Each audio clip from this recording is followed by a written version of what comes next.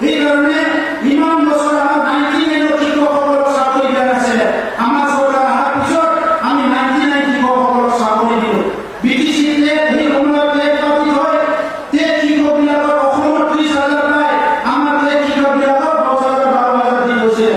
সেই শিক্ষকবিলাকৰ 75% আমি চাকৰি ৰেগুলাৰ কৰিলোঁ। আৰু এতিয়া পাতিছোঁ আমি পাতিছোঁ অহা কেইমাহৰ ভিতৰত আমি সকলোকে এপইণ্টমেণ্ট দিবলৈ আমি ব্যৱস্থা কৰি আছোঁ।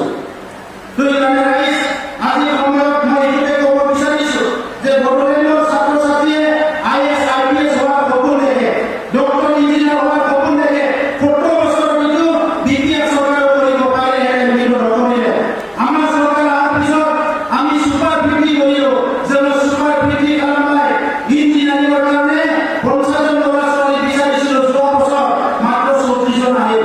এই 34জন ভিতৰত 32জনে এতিয়া ইয়াৰ ভিতৰত কিছুমানে ইণ্ডিয়া টপ IIT বিলাকত এডমিশ্যন পালে। আমি কোচিং দিছোঁ, ফ্ৰী কোচিং গৰীব ল'ৰা ছোৱালী যোনে সপোন দেখিব